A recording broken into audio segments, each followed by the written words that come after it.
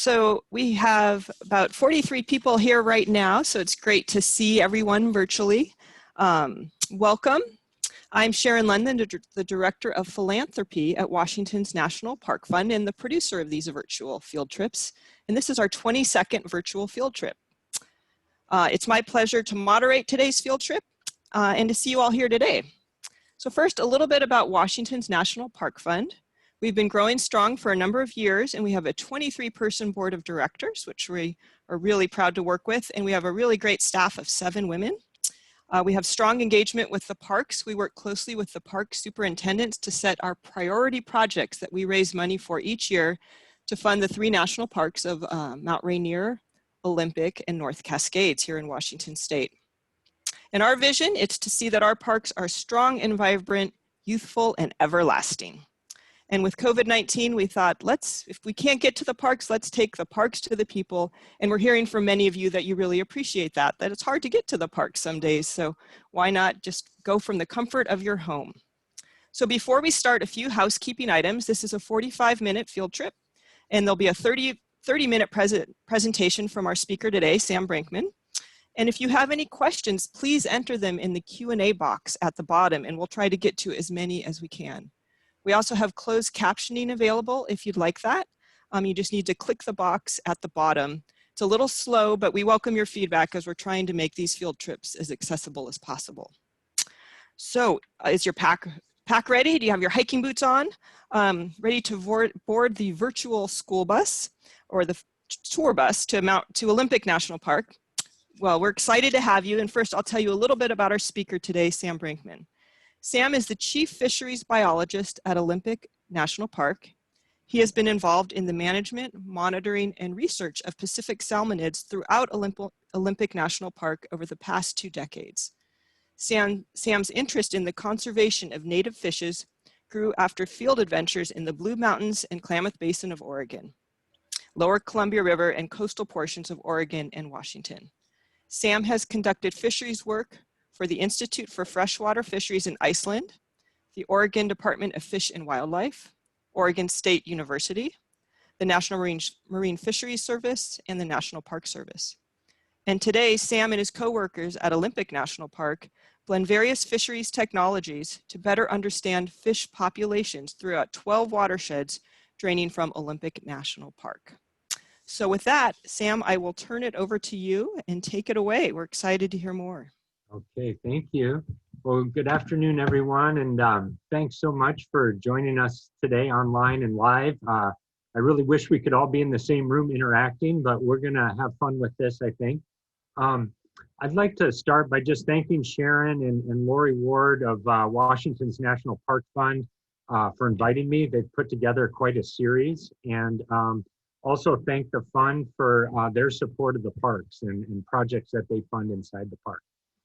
Well, again, my name's Sam Brenkman, and I'm a fisheries biologist at Olympic National Park. I'm based in Port Angeles, Washington. That's where my office is. And, just a little bit, I've kind of turned into a bit of a place-based biologist. I've been working on the rivers draining from Olympic National Park for the last 2 decades or so, and have just had great fortune to be able to study, manage, and monitor these rivers over that time. And what I was hoping to do today is to take us on a virtual tour of sort of the diverse and protected watersheds that drain from the park. So I'm gonna pull up my screen here. And we should be live with the slideshow. Sharon, is that showing? Yes, it is. Looks great. Okay, excellent. Well, I'll just start. I sort of have 3 main themes today. I really would like to highlight just how awesome and important this park is as a sanctuary to wild fish. And so that will be sort of theme number 1. Theme number 2 is I want to share some of the innovative technologies that our group and a number of agencies working out here are using to better understand and characterize fishery resources in the park. So kind of a real emphasis on the technologies. And then lastly, just a theme of conductivity. And how important it is to reconnect river systems to their estuary and ultimately the ocean. And many of you are probably aware of the Elwha project, so we'll sort of use that as our example. Well, I'd like to just kind of start off by acknowledging our great group here at the park. Our superintendent, Sarah, has coined the term Team Fish, and so we're sticking with that. We like it. But the folks listed here are really instrumental in a lot of the information that I'll be sharing today. And we've had a lot of consistency in our program over the years. And I'll also at the end thank our collaborators that we work directly with. All right, well, just a little bit of a roadmap here. We'll start by taking a bit of a tour of some of our watersheds. I'm just going to touch lightly on the fisheries management fabric, and that is sort of how we manage fish populations in the park. And then we'll get into the technologies. We'll talk about Elwha dam removal. And then I'll end by sharing what I think are some of the real conservation challenges that we face here in the park. Well, this is one of my favorite images. This is a satellite image from space, from NOAA, of the Olympic Peninsula. And just to try to orient everyone, on the left-hand side of your screen is the southern tip of Vancouver Island in the Strait of Juan de Fuca. On the top of your screen, you can see the Hood Canal and what they call the Great Bend at the bottom and the Puget Sound. And then at the bottom of the screen is the Pacific Ocean. And there's two things I find remarkable about this image. One is you can virtually trace the boundary of Olympic National Park from space. And if you see these darkened green areas on your screen, those are the protected temperate old growth forests of the park. And then as you go outside the park, you see some of the more managed landscape. And the other is just how dissected this landscape is with flowing water. And I like to think of the park as sort of this grand wagon wheel of river corridors. And so we have these spokes of the wagon wheel that are the rivers draining to the top of your screen into the canal, draining to the north like the Elwha River into the strait, and then our large floodplain rivers on the coast. You can probably make out the Quileute River system, the Hoh River, the Queets River system, and at the bottom right, the Quinault River system. And within this roughly 1 million acres is really one of the largest protected areas for wild and native fish, really in the lower 48. Well, one of the challenges that we face as fisheries managers is that these fish are spawned in the park, they're born in the park, they rear in the park, but then they leave the park boundary and they travel out to the ocean, they travel up into the North Pacific, and then they come back to their natal river. And so one of our challenges is getting those fish back up into the park waters. And I just wanted to share an older quote here. I'll let people just take a second to read that. But it says, "The Olympic National Park presents the most involved, in many respects, the most difficult fish problem of any of our parks." And this is a kind of a neat quote, I think. This is from David Madsen, who was assigned to the Wildlife Division of the National Park Service in 1939. And he was one of the first to come out to the park and do some of the early fisheries work. So a year after the inception of Olympic National Park, he was noting what he thought would be some challenges for this region. Okay, well, we're gonna do our first audience poll here and see if people are tracking well. How many miles of streams and rivers do you think drain from Olympic National Park? So on the low end is 0 to 100, and on the high end is 5,000 to 10,000. And you should just be able to click the appropriate bubble on your screen there. It looks like we have some numbers coming in. Sharon's gonna share the results when they come in. So are you kind of in the low range, the mid range, the high range? Okay, wow. 75% of the folks here got it right, which means one of two things: really smart group, and or they read the bio sketch of this talk, because I realized it was in there.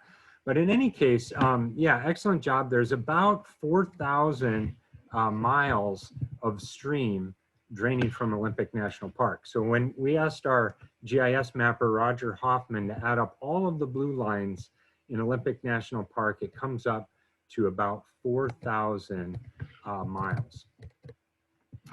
And that's basically, I did this on Google Maps, that's from Port Angeles to Portland, Maine, and back another 600 miles.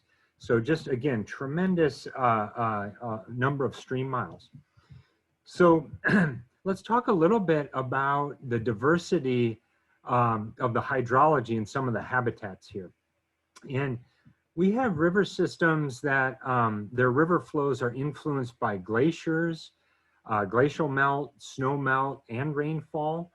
We have some systems that are just snow melt and rainfall.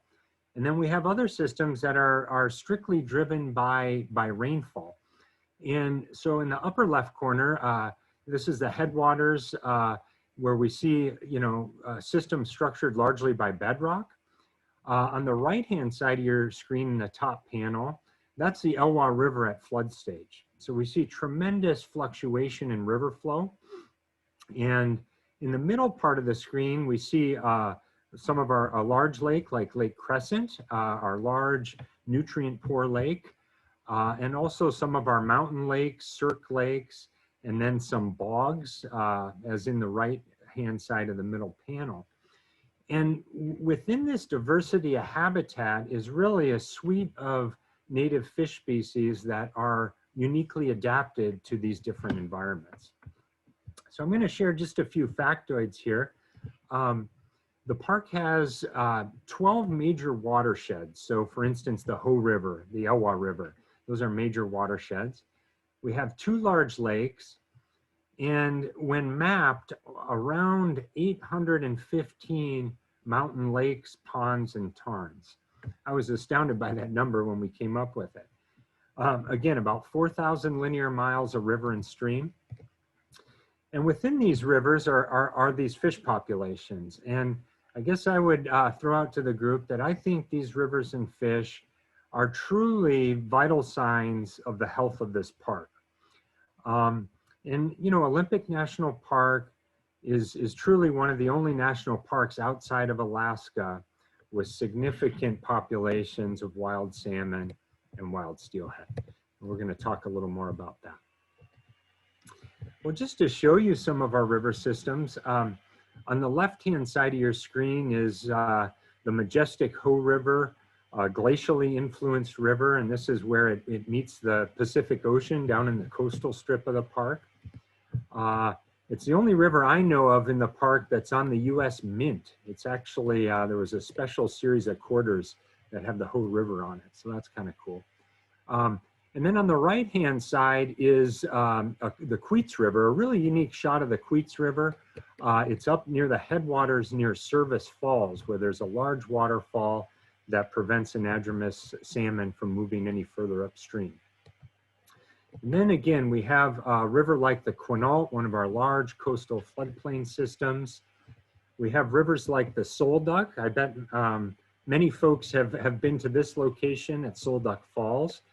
And the Solduck is a river that is highly structured by boulders and by bedrock. And then some of the rivers on the east side of the park, such as the Dosey Wallops River and the Duckabush. And then, of course, the Elwha. And this is a picture of the Elwha River with Elwha Dam still in place.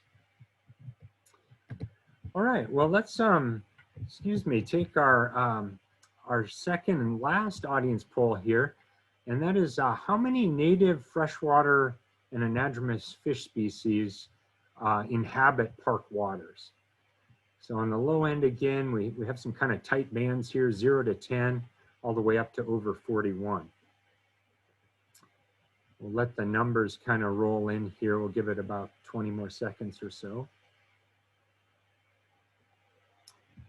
The upper Mississippi River is in the upper hundreds of species. So I think we're not going to make that high of a number, but it looks like we're getting close to our results. And let's see, survey says 33% of the folks guessed 21 to 30, 24% guessed 31 to 40.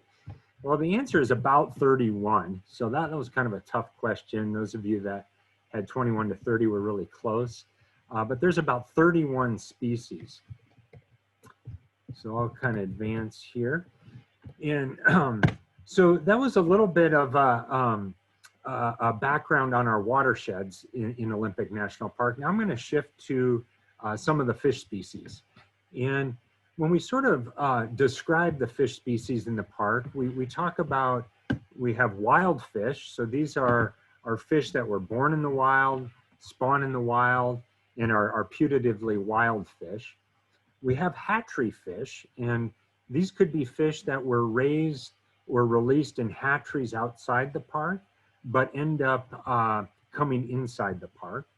And then we have non-native fish, and there's a legacy of sort of introductions that have occurred on the Olympic Peninsula. Well, when we add them all up, we have about 31 or so native freshwater and anadromous fish species. But with that, we have around 70 populations of salmon. Maybe that would have been the better poll question, how many populations of salmon?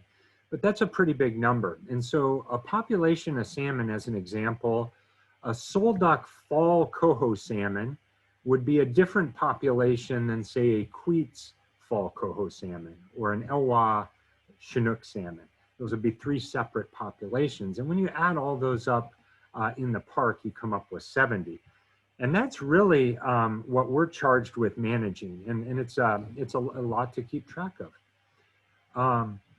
And then among those, we have five fish that are federally threatened under the Endangered Species Act. We have 7 non-native fish species, and we have 1 endemic, which is truly found only on the Olympic Peninsula, and that's the Olympic mud minnow.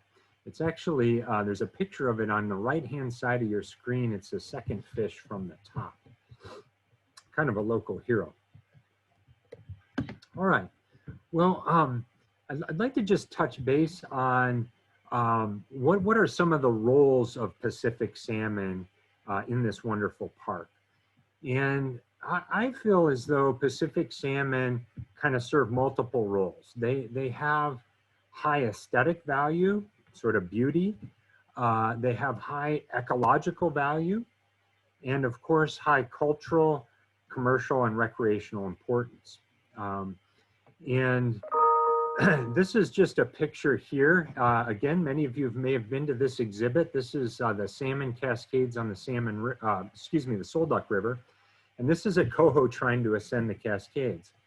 Well, each year, our park gets literally thousands of visitors that are coming and just to watch the fish. And so that's sort of the aesthetic piece. Well, then we have sort of the obvious ecological role. And a number of studies have occurred sort of throughout the Northwest and West, showing that over 137 vertebrate species feed on salmon or uptake salmon nutrients during their life. And so the picture here of the otter on a coho salmon carcass, that was actually taken from Taft Pond out in the Hoh River. And this wonderful picture of an American dipper eating a salmon egg from a tributary to the Elwha that was taken after the dams came out by John McMillan. So again, the ecological role in feeding other species in the ecosystem. And then of course we have the strong commercial and recreational role. And many of the rivers draining from Olympic National Park support important treaty commercial fisheries, and fish caught in these fisheries are sold to local, regional, and national markets. And then of course sport fishing, and sport fishing is really a pretty big deal out here. We get sport anglers literally from around the world coming to fish our rivers for the prize steelhead and salmon. So that's a little bit on some of the roles of salmon. Well, just a couple of slides here on fisheries management in the Park Service, and I'll try to link some of this to the monitoring here in a little bit. But fishing in national parks has really been a long tradition, really dating back to 1872 and the inception of Yellowstone National Park. And interestingly, fishing or recreational fishing is sort of one of the few consumptive uses in a national park. You know, so kind of a more direct way of putting it might be hunting would be considered poaching in a national park, but fishing is considered a sport. And so there's always been this sort of dichotomy in sort of wildlife and fisheries management to some degree in some of the parks. And if we look back in time, I think we see that a lot of the early management emphasis in the National Park Service was focused on harvest, and in many cases fairly liberal harvest regulations, and also hatchery plantings. And in some ways that was a means to attract people to the parks and to come use the parks. These pictures here, these black and white photos, these are actually all from the park. We have two pictures showing the big fish from Lake Crescent, and the slide there, it says 50.5 pound tonnage. So that was a pretty good day of fishing back in the day. And then in the lower right corner, that's actually a picture of Robert Kennedy from the Kennedy family fishing in the upper Elwha River.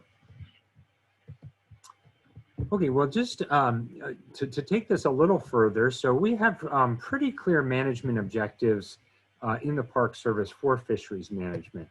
And kind of let folks read through this here, but there's sort of two parts. One is focusing on protection and preservation of native fish.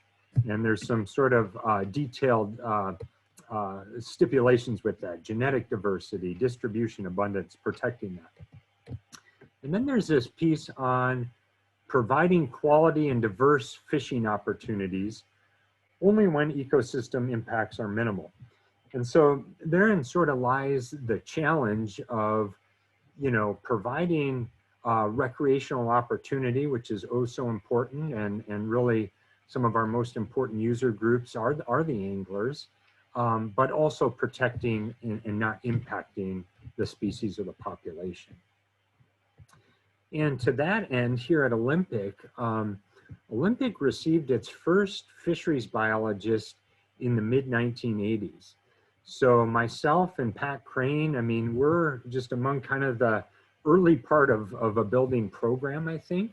And one important aspect of Olympic National Park is the park has exclusive jurisdiction. So the park and the superintendent implement regulations for sport fishing in the park.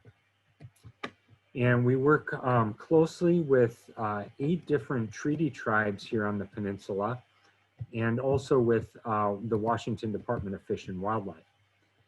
And as one can imagine, there's quite a bit of complex interaction that involves biology, science, there's economic and political interests and treaty rights. And so a lot of our fishing regulations and so forth go through quite a process with a lot of factors influencing them.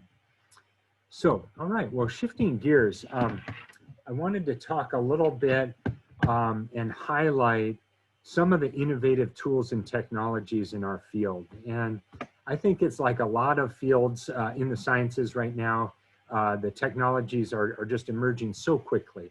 So I'm gonna touch on some specific examples of each of these, from sonar to good old-fashioned snorkel surveys where the crew suits up and is in the water with the eyes on the resource. And then eDNA is environmental DNA. We'll talk about earbone chemistry. All right, well, I know it's lunchtime here, but we're gonna get into a little fish earbone chemistry. And this is actually the earbone of a bull trout from the Hoh River. And it's under microscope, so you can see it blown up here. And there is just a tremendous amount of information that scientists can get from a fish's earbone. The first of which is just the age of the fish. And so I think you can see here these sort of concentric circles like tree rings can be used to actually age the fish. And in this case, the ear bone from this bull trout showed that it was about 4 years old. But perhaps more importantly, we can get an understanding of whether this fish has been to saltwater or the ocean or not. And there's a process called laser ablation where we can send this otolith to a lab and they can tell us the relative levels of strontium to calcium across this otolith from the core, and that is where the fish was born, to where that fish died. And it can allow us to address questions like, well, how many times has this fish been to the ocean? At what age did it first go to the ocean? And a host of other questions. So this is one of the few graphs I have today, but I'm going to try to walk us through it. And on the left-hand side, on the y-axis, is the relative ratio of strontium to calcium. And again, we know that high levels of strontium indicate that fish was in saltwater. And then on the x-axis, or the bottom, is simply the distance from the core of the otolith, or from when that fish was born to the edge of it. And in this case, we see these sort of 5 different peaks of higher levels of strontium. And what that told us was that this particular individual, bull trout, who was age 6 in this case, had been to the ocean 5 different times. So I think you can see how this little eraser head or pinhead size ear bone can provide a tremendous amount of information in reconstructing where these fish have been. All right, well, I'm going to shift to the next topic, and this is snorkel surveys throughout entire river systems. And one of the just awesome projects we've been working on with a group of collaborators, particularly the USGS and the US Fish and Wildlife Service, is mapping river systems in the park from the headwaters to the mouth. And these are very intensive surveys that occur in remote wilderness. And each survey takes about 1 week during summer low flow conditions. And this is just a list of where we've been since 2007, showing the rivers that have been surveyed and how many miles. And so I'll just touch on a few aspects of this. These are just some images, sort of a trip along the Riverscape. And it requires just a tremendous amount of logistics. We're very fortunate to have the help of a great mule packing team. And these surveys require about 20 biologists per river, about 1,000 pounds of equipment, and each team has about 4 biologists, and they're assigned anywhere from about 12 to 16 miles of river to survey in a given week. And so by the end of the week, the team of 20 can do up to about 65 river miles. And these teams are counting fish by species and enumerating how many there are, all the way down the river by pool, riffle, pool, glide, all the way down. And each of those counts is georeferenced with a GPS unit at the end of each pool and riffle and so forth. And what it allows us to do is scale up and make some pretty cool and revealing maps of what the fish species look like throughout an entire river system. Well, this is kind of a fun example. One of our colleagues at USGS found this in a magazine in the back of an Alaska Airlines flight magazine. And this is just a look at, in this case, longitudinal profile of restaurants along the Ave in Seattle. And what it's showing you is that if you want to go for, say, pick a food group, seafood, down near the bottom, you know, well, you're probably better off being in between 42nd and 45th Street, maybe up to 50th Street. There appear to be a few restaurants there. Well, when we saw this map, we're like, wow, that is so cool. This is exactly what we want to do with our Riverscape data and the fish. So instead of restaurants, we would have fish species like cutthroat trout, bull trout, Chinook salmon. And then on the bottom, instead of street names, we would have along the entire gradient of the river, from the headwaters or the uppermost river mile to river mile 0 at the ocean. So we thought that was pretty cool. We're working towards making these maps for all of our rivers for the fish. But here's just one example of a map we've made. And this comes from a Riverscape survey in the Elwha in 2008. And what it's showing you is these different colors of different species from the headwaters on your right of your screen, all the way down to the mouth on the left of your screen where the river meets the Strait of Juan de Fuca. And it gives us a good idea of abundance of each species and where different species occur along the system. Well, in addition to that, the USGS and some contractors have been also obtaining surface temperature data throughout the entire river system.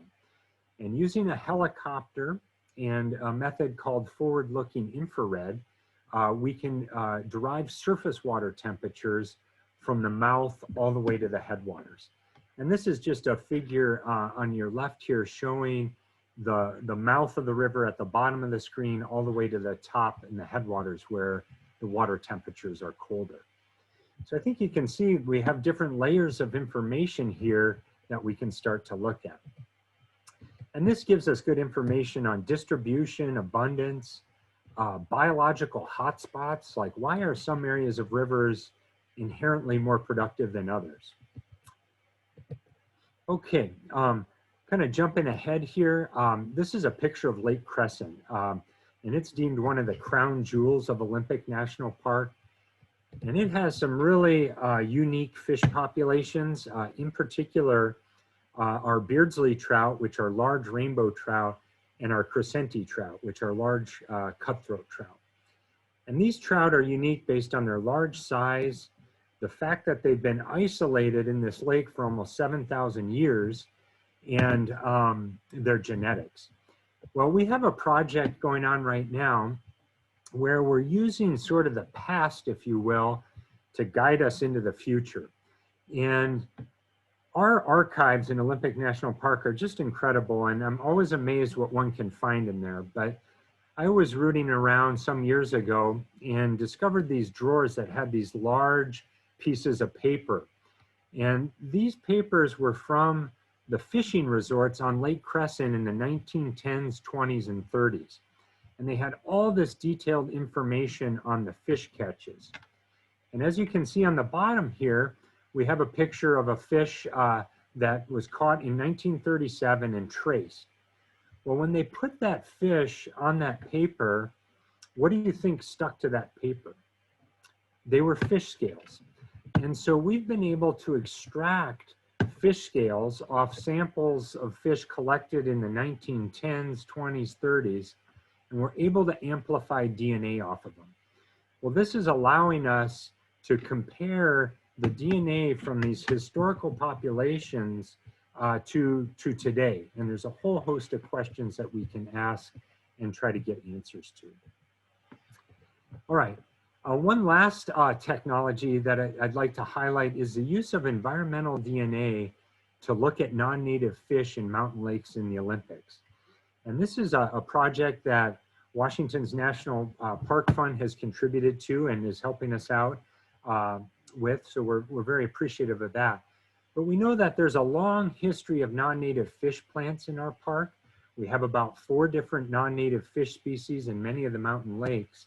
And now we're going in to try to better understand where these different non-native species are and what effects they may or may not be having on our native fish or native amphibians. And the way environmental DNA works is that we know that different organisms shed DNA into their environment. So in the case of fish, they shed DNA from their mucus layers, from cells, from gametes, from feces into these lakes. And so we have a wonderful crew that's going out, sampling the lakes throughout our park, filtering the water, and we can extract the DNA from these filters and determine what species actually live in the lake. So it's, again, one of these technologies that we really couldn't have dreamt of 10, 15 years ago, that's enabling us to look at some things in some pretty remote areas of this park. Well, I'd just like to wrap up by talking a little bit about the Elwha River. As most know, I think 2 dams were removed on the Elwha in 2012 and 2014. And this has allowed this wonderful recolonization of salmon upstream of those dam sites. And so I have a couple slides here that I just wanted to share kind of where we're at today. And these are some great pictures from John Gusman and on removal of the dams. And so you can see here that this is our current sort of state of knowledge of where we're seeing the different species using, again, a variety of different fisheries methods. We've seen bull trout have made it to the highest point that we've detected so far, all the way up from the river mouth to the headwaters. You can see steelhead just below that, Chinook salmon. And then we're seeing coho, pink, and chum salmon working their way up as well. So again, a fairly fast recolonization. This is a kind of a busy slide. I apologize a little, but it provides a bit of a timeline on when we first saw these different species above each dam site. And so if we look on the left-hand side of the screen, we see when Elwha Dam was removed in April of 2012, roughly. And these orange vertical lines show when those species were first detected, again, orange above Elwha Dam site and blue above the Glines Canyon Dam site. So just this really amazing, I think, rapid recolonization by the different species above the dam sites. And then lastly, a great method that's or tool that's being used by Keith Denton and the Lower Elwha Clallam tribe is side scan sonar. And I'll just wrap up with the side scan sonar are just super, super fancy fish finders. There's a picture of one on the right of your screen there, and they're about the size of, say, an American football. And you can put that into the river, and it shoots a flashlight beam of sound across the riverbed. I kind of like to think of it, it's sort of like an ultrasound of the riverbed. And if you see this picture here, there's an image of the sonar. And if you can make out that's actually a Chinook salmon in the Elwha River. So this tool used by the tribe and Keith Denton has been very effective at telling us how many fish species have returned to the Elwha River and the timing of those migrations of when they're returning. All right, well, I'd just like to wrap up here in the name of time and say that this is just such an amazing park to work in.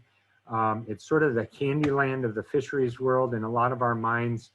And there's really a lot to protect and I think a lot to lose.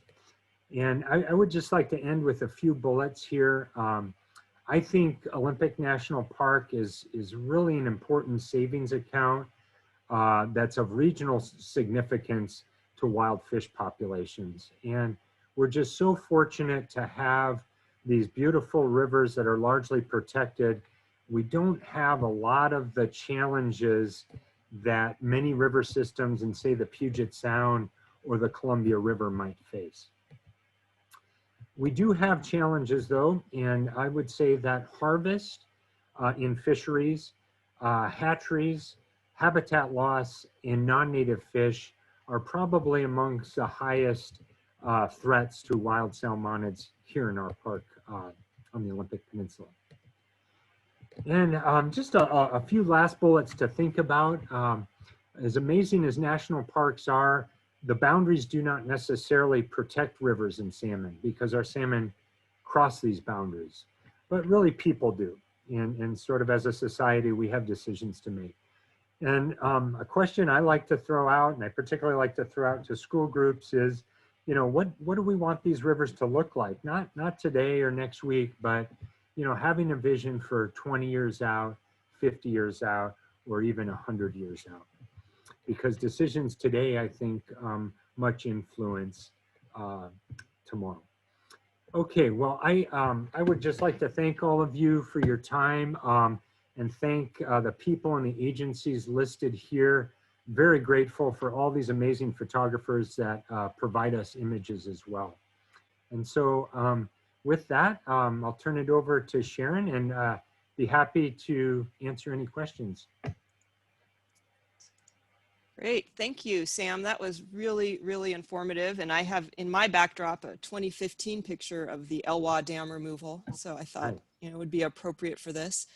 We have a lot of questions. First off, when is a good time to see the salmon at the Solduck Falls this year? And are we too late? Oh, that's a great question. Well, I always say early to mid-September is often the best time, all the way into mid-October. So we're just on the outer edge of it for viewing at the Salmon Cascades. However, a lot of people don't know that another good time at that location is in April and May. And that's when we have a really neat population of wild steelhead coming up into the park, and they're ascending at the Cascades there. For other viewing opportunities, the Elwha represents some great viewing opportunities also in September for the large king salmon. And then also down in the Quinault, one of my favorites you can write down is an area called Big Creek, and it's a tributary to the Quinault River. And in November and December, if you find yourself out there on the cold, wet days, you'll see some amazing sockeye salmon down there. Excellent. A couple questions around non-native invasive fish, like how did they get here? What are some of the species you would find? Okay, yeah, really important question. So we have about 7 non-native fish species here. Probably the most ubiquitous or most distributed of those is the eastern brook trout. And they're native to the east coast of the United States up into Nova Scotia. They were planted here, and there's a long legacy of fish planting in the Olympics that dates back to 1930. And the park planted fish via Cessna fixed wing airplane, via helicopter, and also via mule trains that went up into the mountain lakes and released fish. And I would say this was during an era when we didn't know a whole lot about what effects non-native fish may have on native fish. But we have about 7 species. We have different varieties of cutthroat trout that are non-native. We have yellow perch in Lake Ozette, largemouth bass, those are non-native, American shad, and a couple of others. So Great. Hopefully that gives a little bit of perspective there. Okay, so we have time for one more, and we have a question. How does outmigration of Chinook smolts from the Elwha look this year? How promising? Oh, that's a great question. I wish I had those numbers in front of me. We have seen a really strong year here recently. And amazingly, the adult Chinook salmon of the Elwha, we've had some of the highest returns since the late 1980s in the Elwha in recent years. So unfortunately, I don't have that specific number in front of me, but I'd be happy to obtain that number for whoever asked it and make sure we get them that information. Great. Well, we're running out of time. We have a few more questions, but I think people can just send them to me and I'll get them answered to you, get some answers to you. Okay, I'd be happy to answer them. Yeah, well, and we just want to thank you so much, Sam. It's really great to have you here, and I certainly learned a lot. I appreciate it. I just want to share a little bit more about what's coming up. So first off, projects like Sam just shared, Washington's National Park Fund has helped to support them.